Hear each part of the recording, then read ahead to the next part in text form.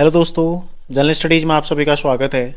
दोस्तों, Uttarakhand current affairs में आज हम चर्चा करेंगे माह जनवरी 2023 के महत्वपूर्ण करंट अफेयर्स। ठीक है, कुछ देखो 10 12 15 प्रश्न, इसमें ज़्यादा प्रश्न नहीं, लेकिन सारे के सारे बिल्कुल महत्वपूर्ण प्रश्न हैं और आगे आपके एग्जाम में देखने को मिलेंगे। ठीक है, तो जो भी चैनल पर नए, चैनल को सब्सक्राइब कर लीजिएगा दोस्तों, और वीडियो आप लोग पूरा देखिएगा। ठीक है, देखो उत्तराखंड समसामयिकी माह जनवरी 2023। और देखो आप लोगों को मैं एक बात और बताना चाहूँगा, जो भी इस चैनल पर नए नए जुड़े हैं अभी, ठीक है, तो जो भी इस क्लास को देख रहे हैं आप लोग 26 फरवरी को, ठीक है, 26 फरवरी को जो उत्तराखंड करंट अफेयर्स है पूरा 2022 से लेकर, ठीक है, 2022 पूरे साल का और 2023 जनवरी तक का जो करंट अफेयर्स है वो मेरे द्वारा आपको पूरा एक मैराथन क्लास में दिया जाएगा। ठीक है, तो आप लोग उसको देखना ना भूलें। 26 फरवरी, ठीक है, रविवार को, 26 फरवरी रविवार को वीडियो आएगा सुबह 9 बजे। ठीक है, तो ध्यान रखिएगा, पूरे साल का महत्वपूर्ण करंट अफेयर्स जिसमें कुछ आंकड़े भी मिलेंगे आपको, सारी चीज़ें उसमें पूरा मैं कवर कराऊंगा। ठीक है, तो पूरी बड़ी क्लास होगी, ध्यान रखिएगा। ठीक है, और साथ ही दोस्तों जल्द ही मैं जनवरी का जो राष्ट्रीय और अंतर्राष्ट्रीय करंट अफेयर्स, ठीक है, उसको भी जनवरी का करंट अफेयर्स में आपको उपलब्ध करा दूंगा। तो देखो शुरू करते हैं। सबसे पहला है आज का सवाल, चर्चा में जोशीमठ। आप सभी जानते हैं कि जोशीमठ क्या वर्तमान में चर्चा में रहा है काफ़ी ज़्यादा। ठीक है, क्यों रहा है? भू धसाव के कारण। ठीक है, वहाँ पर जो ज़मीन है वो जो, ठीक है, ज़मीन है वो धस रही है, उसके कारण जोशीमठ वर्तमान में चर्चा का विषय बना हुआ है, काफ़ी ज़्यादा चर्चा का विषय बना हुआ है। ठीक है, इसमें देखो राज्य सरकार द्वारा इसके लिए कमेटी गठित की गई थी एक हाल ही में। तो कौन सी कमेटी गठित की गई है? इसमें जो कमेटी में अध्यक्ष हैं कौन है? डॉक्टर रंजीत कुमार सिंह। ठीक है, इस तरह के प्रश्न पूछे जाते हैं। हो सकता है प्रश्न आपसे ऐसे पूछ ले कि हाल ही में उत्तराखंड का जोशीमठ शहर चर्चा में रहा है, राज्य सरकार द्वारा इसके अध्ययन हेतु किसकी अध्यक्षता में कमेटी का गठन किया गया? तो किसकी अध्यक्षता में किया गया? देखो रंजीत कुमार सिंह। ठीक है, इसके अध्ययन हेतु राज्य सरकार द्वारा 8 सदस्यीय, कितने सदस्यों की एक टीम है ये?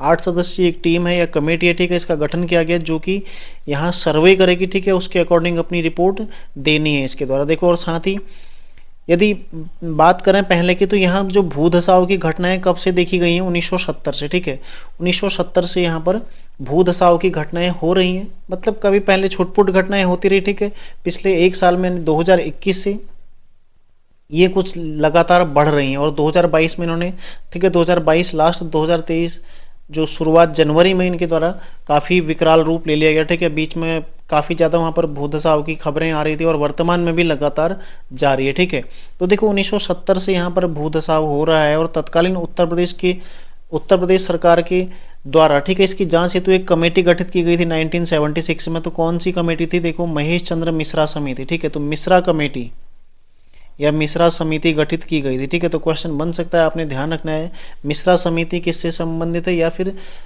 उत्तर प्रदेश सरकार द्वारा 1976 में जोशीमठ के संरक्षण या जोशीमठ पर जांच के लिए, सर्वे के लिए कौन सी कमेटी गठित की गई थी? मिश्रा कमेटी। और वर्तमान में कौन सी है? रंजीत कुमार सिंह को अध्यक्ष बनाया गया। ठीक है, एक टीम जो गठित की गई उत्तराखंड राज्य द्वारा, ध्यान रखिएगा। ठीक है, तो ये क्वेश्चन, यहाँ से जो भी क्वेश्चन बनेगा आप लोगों ने ध्यान रखना है। ठीक है, जोशीमठ की यदि चर्चा करें तो कहाँ पड़ता है? जोशीमठ चमोली में आता है। ठीक है, जोशीमठ कहाँ पड़ता है? चमोली में। ठीक है, और प्राचीन नाम क्या है इसका? योशी। ठीक है, योशी। और इसके अलावा देखो यहाँ पर नरसिंह मंदिर है। ठीक है, नरसिंह मंदिर है यहाँ पर, जो कि किसके द्वारा निर्मित है? बसंत देव के द्वारा। ठीक है, बसंत देव। और किस शैली में निर्मित है? कत्यूरी शैली में। ठीक है, सारे फैक्ट आपने ध्यान रखने हैं। और इसके अलावा एक और जो महत्वपूर्ण फैक्ट है जोशीमठ के बारे में, यहाँ से औली के लिए रोपवे शुरू होता है। ठीक है, जिसको 1993 से शुरू किया गया है। जोशीमठ बद्रीनाथ पड़ाव का एक महत्वपूर्ण, बद्रीनाथ मार्ग का एक महत्वपूर्ण पड़ाव है। ठीक है, ध्यान रखिएगा, जो कि किस नदी के तट पर है? अलकनंदा नदी के तट पर स्थित है। ठीक है, ये भी आपने ध्यान रखना है। अलकनंदा के किस ओर है? अलकनंदा के बाएं तट पर स्थित है। ठीक है, तो जोशीमठ के बारे में। और साथ ही देखो जो कार्तिकेयपुर राजवंश था उसकी राजधानी भी इसी के समीप स्थित है। ठीक है, कार्तिकेयपुर। तो ये सारे फैक्ट जोशीमठ के बारे में आपने, जो इसके अन्य फैक्ट हैं वो आपने ध्यान रखने। अगला देखो, अगला प्रश्न है गंगोत्री नेशनल पार्क में दुर्लभ प्रजाति। ठीक है, तो हाल ही में वन विभाग के एक सर्वे के अनुसार, ठीक है, वन विभाग के एक सर्वे के अनुसार 2018 से 2022 के मध्य गंगोत्री नेशनल पार्क में 5 प्रकार की दुर्लभ प्रजातियां। ठीक है, ध्यान रखिएगा, ये प्रश्न पूछा जाएगा, 100% पूछा जाएगा आपसे। ठीक है, कहीं ना कहीं समीक्षा अधिकारी वाले जो लेवल, बड़े लेवल के एग्जाम हो, वहां पर आपको ये देखने को मिल सकता है। ठीक है, तो कौन सी 5 दुर्लभ प्रजातियां यहाँ पर देखी गई हैं हाल ही में? देखो सबसे पहले है पल्लास बिल्ली। ठीक है, पल्लास बिल्ली। दूसरी देखो कौन सी? तिब्बती रेत लोमड़ी। तीसरी कौन सी है, यूरेशियाई लिंक्स। चौथी कौन सी है, ऊन उड़न गिलहरी। और पांचवी कौन सी है, अर्गली भेड़। ठीक है, तो ये 5 प्रकार की दुर्लभ प्रजातियां जिन्हें या तो दुर्लभ घोषित किया गया या फिर संकटग्रस्त प्रजाति जो रेड डाटा सूची में है, ठीक है, उनमें इनको रखा गया है। तो ये 5 प्रकार की दुर्लभ प्रजातियां यहाँ पर पाई गई हैं। किस में पाई गई हैं, गंगोत्री नेशनल पार्क में ये पाई गई हैं। ठीक है, तो ध्यान रखिएगा गंगोत्री नेशनल पार्क कहाँ पड़ता है, उत्तरकाशी में पड़ता है। ठीक है, राज्य का सबसे बड़ा नेशनल पार्क कौन सा है, गंगोत्री नेशनल पार्क है। स्थापना कब हुई थी, 1989 में। और इसका क्षेत्रफल कितना है, 2390। ठीक है, 2390 वर्ग किलोमीटर का क्षेत्रफल है, उत्तरकाशी में पड़ता है। ठीक है, ध्यान रखिएगा सारे फैक्ट इसके बारे में। तो गंगोत्री नेशनल पार्क में हाल ही में 5 प्रकार की दुर्लभ प्रजातियां पाई गई हैं और ये सर्वे कब से कब तक किया गया था, 2018 से 22 के मध्य। ठीक है, तो ध्यान रखिएगा इस फैक्ट को। अगला देखो, 7 दिवसीय कयाकिंग प्रशिक्षण शिविर। ठीक है, कयाकिंग किससे संबंधित होता है, ये होता है साहसिक खेल। ठीक है, साहसिक खेल। हाल ही में देखो दिसंबर के महीने में उत्तराखंड में कयाकिंग जो अकेडमी है कहाँ पर बनाई जाएगी, विश्व स्तरीय कयाकिंग अकेडमी टिहरी में बनाने की घोषणा की गई है। ठीक है, और टिहरी में कयाकिंग प्रतियोगिता भी हुई थी। तो देखो वर्तमान में जो हुआ है 7 दिवसीय कयाकिंग प्रशिक्षण के शिविर लगाया गया था कहाँ पर, उत्तरकाशी के जोशियाड़ा झील में। ठीक है, तो एक क्वेश्चन तो ये बनता, देखो जोशियाड़ा झील कहाँ स्थित है, उत्तरकाशी। ठीक है, उत्तरकाशी में जोशियाड़ा झील भी स्थित है। यहाँ पर एक कयाकिंग प्रशिक्षण शिविर लगाया गया था।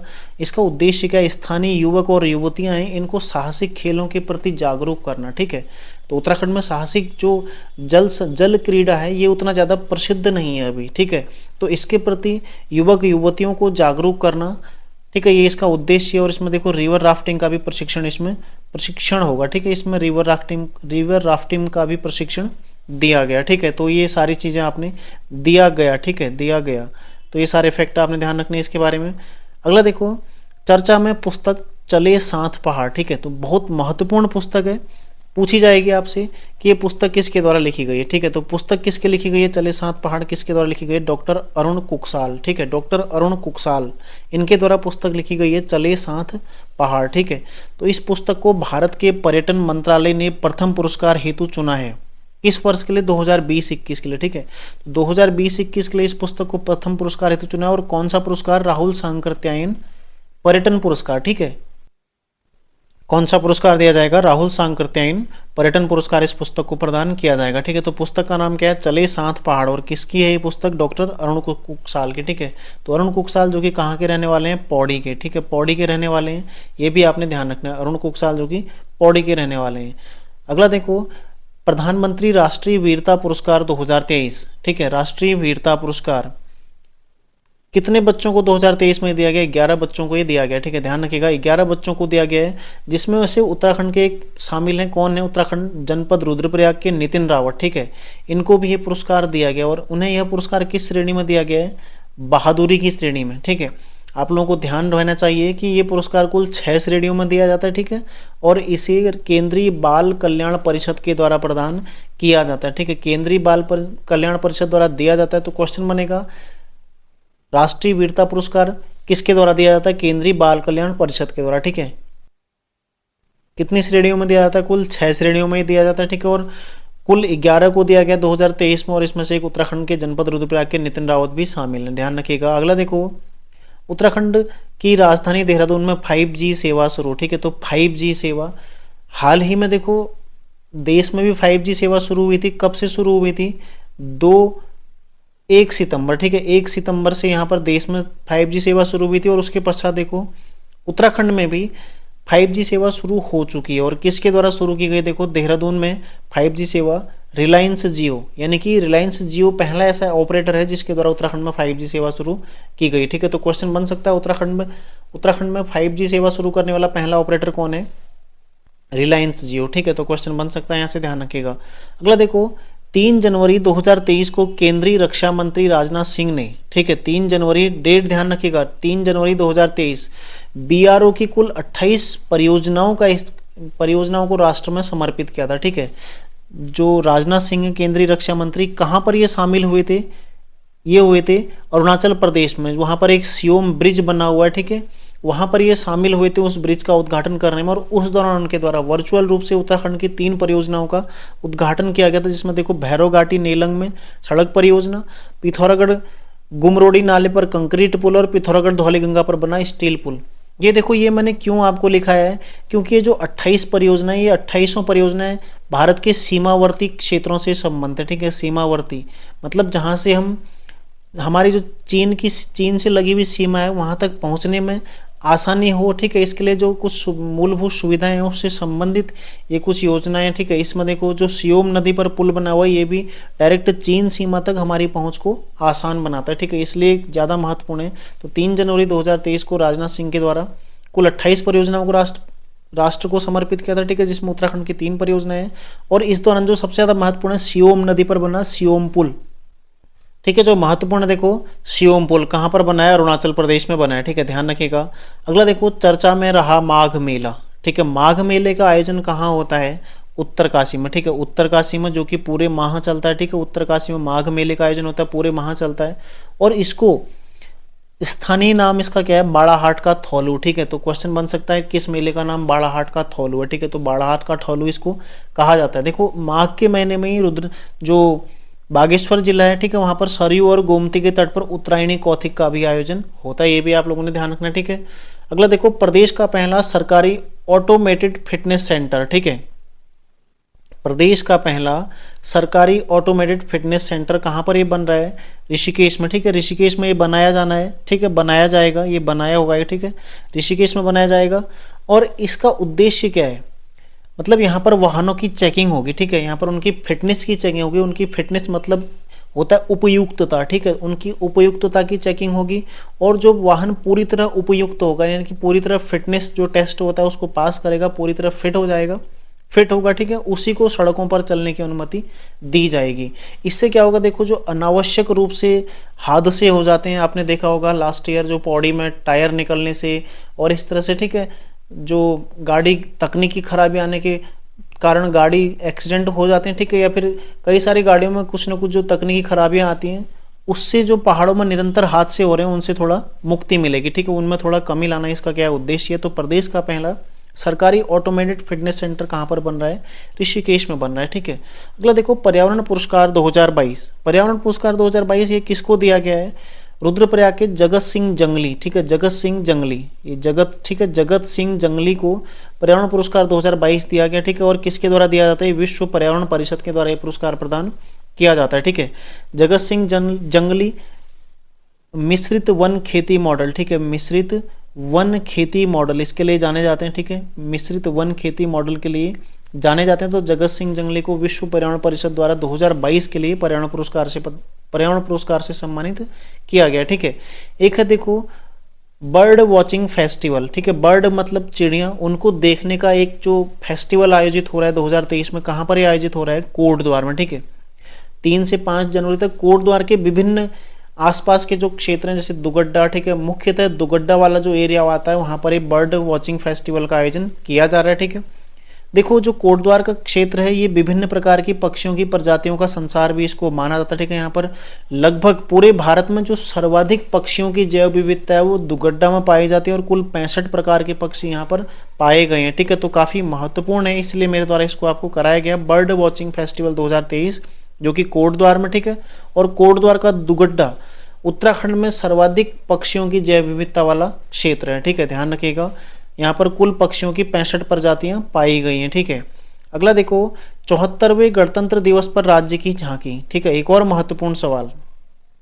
74वें गणतंत्र दिवस पर राज्य की झांकी, कौन सी झांकी उत्तराखंड राज्य ने प्रस्तुत की थी इस बार, इसकी थीम थी देखो मानस खंड। ठीक है, थीम मानस खंड पर आधारित थी, यानी कि इसमें झांकी के अग्रभाग और मध्य भाग, यानी कि जो आधा आगे का हिस्सा था उसमें देखो रामगंगा नेशनल पार्क, और उस नेशनल पार्क में विचरण, ठीक है, ये विचरण होगा, विचरण कर रहे, ठीक है, विचरण करते हुए हिरन, बारहसिंगा और घुरल और मोर। ठीक है, घुरल एक पशु होता है। ठीक है, बारहसिंगा पशु, हिरन, ठीक है, हिरन, बारहसिंगा, घुरल और मोर। ठीक है, पक्षियों में मोर और उत्तराखंड में पाए जाने वाले अन्य विभिन्न पक्षी इसमें दिखाए गए थे। ठीक है, किसमें, अग्रभाग में। ठीक है, यानी कि ये आगे के हिस्से में ये चीज़ें दिखाई गई, और इसके पीछे के हिस्से में यहाँ पर जागेश्वर धाम। ठीक है, आपने देखा होगा उसकी झांकी काफ़ी ज़्यादा बीच में वायरल भी हुई थी। ठीक है, आप लोगों ने देखा होगा।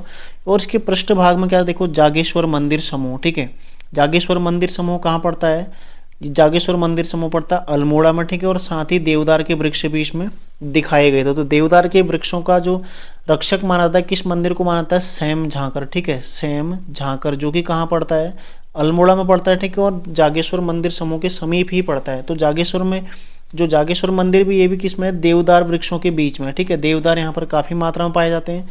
जटागंगा के किनारे स्थित है, ठीक है, जागेश्वर मंदिर समूह। तो इसको पृष्ठभाग में दिखाया गया था और अग्रभाग में क्या था, रामगंगा नेशनल पार्क था। देखो साथ ही इसमें आपने देखा होगा तो उसमें लोक कला ऐपण, जो कुमाऊं की लोक कला, ठीक है, ऐपण, ठीक है, ऐपण को भी उसमें दिखाया गया था। और साथ ही उसके साइड में छोलिया नृत्य, कुमाऊं का प्रसिद्ध छोलिया नृत्य भी उसमें प्रदर्शित किया जा रहा था, ठीक है। तो ये सारी चीजें उसमें दिखाई गई थी। मतलब पूरी संस्कृति, कुमाऊं की पूरी संस्कृति, ठीक है, इसलिए उसकी थीम क्या रखी गई थी, मानस खंड रखी गई थी और उसको उसमें प्रदर्शित किया गया था, ठीक है। और इसकी जो थीम सॉन्ग थी उत्तराखंड की लोक संस्कृति पर ही आधारित थी। जो उसका थीम सॉन्ग था, ठीक है, वो किस पर आधारित था, लोक संस्कृति पर आधारित था, ठीक है, ध्यान रखिएगा, ठीक है। न्यायाधीशों के पैनल द्वारा इसको पहला स्थान प्रदान किया गया, ये आपने ध्यान रखना है। देखो दो तरीके से प्रथम स्थान इस बार सेलेक्ट किए गए थे, एक न्यायाधीशों के पैनल द्वारा जो वहां पर प्रत्यक्ष देख रहे थे, ठीक है, और दूसरा ऑनलाइन पोर्टल के माध्यम से, ठीक है। तो जो न्यायाधीशों के पैनल द्वारा उत्तराखंड की झांकी, इसको पहला स्थान दिया गया। साथ ही जो ऑनलाइन प्राप्त हुआ किसको, गुजरात की, ठीक है, गुजरात की झांकी, जिसमें मोढेरा गांव दिखाया गया था, जो कि भारत का पहला सौर ग्राम है, ठीक है, ध्यान रखिएगा।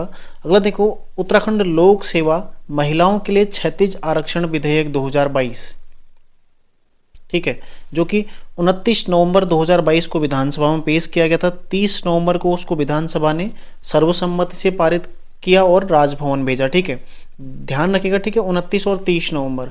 उसके पश्चात 10 जनवरी 2023 को राज्यपाल द्वारा उस विधेयक को मंजूरी दे दी गई थी और जिसके पश्चात से वो क्या हो गया, अधिनियम हो गया, ठीक है, अधिनियम हो गया। तो इसके अंतर्गत क्या है, उत्तराखंड राज्य की जो महिलाएं हैं उन्हें 30% क्षैतिज आरक्षण का प्रावधान किया गया, यानी कि उनको राज्याधीन सेवाओं में, शिक्षण संस्थाओं में कितना प्रतिशत आरक्षण मिलेगा, 30% आरक्षण मिलेगा, वो भी क्षैतिज आरक्षण, यानी कि स्थान के आधार पर जो आरक्षण होता है, ठीक है, क्षैतिज आरक्षण उनको प्रदान किया जाएगा। लेकिन ठीक है, ये किस अनुच्छेद के तहत किया गया है, 16(3), ठीक है, अनुच्छेद 16(3). तो जो बाहर की महिलाएं हैं, अभी हाल ही में आपने देखा होगा कि उत्तर प्रदेश की महिलाएं पुनः हाईकोर्ट चली गई, ठीक है। तो इस अनुच्छेद के तहत यह शक्ति केवल किसको है, संसद को है, ठीक है। संसद के अतिरिक्त कोई ऐसा कानून नहीं बना सकता है जो क्षैतिज आरक्षण से रिलेटेड हो, यानी कि स्थानीय आधार पर केवल संसद ये दे सकती है, ठीक है, आरक्षण दे सकती है। अन्य राज्य सरकारों को इसकी पावर नहीं है, लेकिन फिर भी उत्तराखंड राज्य द्वारा इसको पारित किया गया, ठीक है। तो इसी के विरुद्ध पुनः रिट याचिका आयोजित की जा चुकी है, ठीक है, बाहर की महिलाओं द्वारा, ध्यान रखिएगा। इसमें यदि हम इतिहास देखें इसका, तो सबसे पहला 18 जुलाई 2001 को अंतरिम सरकार जब बनी थी यहाँ पर, ठीक है, अंतरिम सरकार द्वारा एक शासनादेश जारी किया गया और 20% आरक्षण का प्रावधान किया गया। तो यहाँ की जो स्थानीय महिलाएं हैं उनको क्षैतिज आरक्षण, ठीक है, 20% आरक्षण का प्रावधान किया गया। लेकिन इस आरक्षण को देखो 24 जुलाई 2006 को जो तत्कालीन मुख्यमंत्री थे कौन थे, नारायण दत्त तिवारी, ठीक है, ध्यान रखिएगा, ये काफ़ी महत्वपूर्ण फैक्ट है क्योंकि ये काफ़ी चर्चा का विषय रहा है हाल ही में, ठीक है, महिला आरक्षण विधेयक। तो पूछा जा सकता है किसके द्वारा इसको 30% किया गया था, या जब 30% किया गया तब मुख्यमंत्री कौन थे, ठीक है। तो देखो 24 जुलाई 2006 को इसको 30% किया गया 20 से बढ़ाकर, और तब मुख्यमंत्री कौन थे, नारायण दत्त तिवारी, ठीक है। उसके पश्चात 26 अगस्त 2022, ठीक है, ये तिथि जब उत्तराखंड उच्च न्यायालय द्वारा, हाईकोर्ट द्वारा एक योजित, जो यहाँ पर एक रिट योजित की गई थी, ठीक है, उसमें सुनवाई के दौरान इस आरक्षण पर क्या लगाई थी, रोक लगाई थी, और यही बोला कि जन्म के आधार पर या किसी स्थान, जन्म स्थान के आधार पर किसी को आरक्षण नहीं दिया जा सकता, ठीक है, जो कि असंवैधानिक है, ठीक है, इसलिए इस पर रोक लगाई थी। लेकिन उसके पश्चात देखो उत्तराखंड सरकार कहाँ, सुप्रीम कोर्ट गई, ठीक है, और सुप्रीम कोर्ट जाने के पश्चात उत्तराखंड सरकार द्वारा, ठीक है, एक अध्यादेश लाया गया, ठीक है, जो महिला आरक्षण विधेयक था, और इसको पारित करवा लिया गया, ठीक है। जब सत्र चला था, सत्र के दौरान इसको पारित करवाया गया सर्वसम्मति से। पारित करने के पश्चात 10 जनवरी 2023 को इसको राजभवन द्वारा अनुमति मिल गई और उसके पश्चात क्या बन गया, अधिनियम बन गया, ठीक है। लेकिन अभी भी इसका भविष्य क्या है, ये बिल्कुल भी सुरक्षित नहीं है, क्योंकि उत्तराखंड राज्य या फिर किसी भी राज्य की सरकार को अनुच्छेद 16(3) के तहत ये पावर नहीं है कि वो इस तरह का कोई कानून बनाए। ठीक है, देखो व्यवस्थाएं कर सकता है लेकिन क्षैतिज आरक्षण नहीं दे सकता है। ठीक है, आरक्षण दिया जा सकता है लेकिन जो क्षैतिज आरक्षण है ये नहीं दिया जा सकता है। ठीक है, ध्यान रखिएगा। तो संभव है कि इसे पुनः हाईकोर्ट रिजेक्ट कर सकता है। ठीक है, देखते हैं क्या होता है आगे, जो भी सुनवाई होगी। ठीक है, तो उसमें अभी फरवरी में ही सुनवाई होनी है। आगे देखो, उत्तराखंड का पहला पुस्तकालय गांव, तो अपनी तरह का पहला पुस्तकालय गांव है। ठीक है, अपनी तरह का पहला पुस्तकालय गांव कौन सा है? मणिगुह गांव। कहाँ पड़ता है? रुद्रप्रयाग में। ठीक है, ध्यान रखिएगा, इंपॉर्टेंट है, पूछा जा सकता है। ठीक है, तो इस प्रकार देखो, ये हो गया जनवरी का करंट अफेयर्स। ठीक है, आप लोग इसको नोट कर लीजिएगा, ज़्यादा नहीं है, देखो 12-15 सवाल हैं लेकिन सारे के सारे महत्वपूर्ण हैं और सारे डिटेल के साथ मेरे द्वारा आपको बताए गए हैं। ठीक है, पूरा डीपली मैंने आपको इनको बता दिया, समझा दिया। ठीक है, और इनको आप लोग नोट कर लीजिएगा और साथ ही देखो दोस्तों, तैयार रहिएगा, जो कि मैं आपको क्लास देने वाला हूँ कब? संडे को। ठीक है, संडे को सुबह 9 बजे, रविवार सुबह 9 बजे आप लोग तैयार रहें। ठीक है, 9 बजे। और साथ ही कल या फिर परसों, यानी कि बुधवार या फिर बृहस्पतिवार, दोनों में से एक दिन में जनवरी का करंट अफेयर्स लगभग 1 घंटे की पूरी क्लास में जनवरी का करंट अफेयर्स आपको कवर कराऊंगा, वो भी राष्ट्रीय और अंतर्राष्ट्रीय। ठीक है, क्योंकि हमने पटवारी के पेपर में देखा था, जो आयोग द्वारा करंट अफेयर्स पूछा गया वो पिछले 6 महीने के अंदर अंदर का पूछा गया। ठीक है, ज़्यादा पुराना उसमें करंट अफेयर्स नहीं पूछा गया था, तो जरूरी है हम जनवरी दिसंबर इन चीज़ों को इनको कवर करते हुए चलें। ठीक है, तो मिलते हैं नेक्स्ट क्लास में, तैयारी आप लोग करते रहिए। धन्यवाद।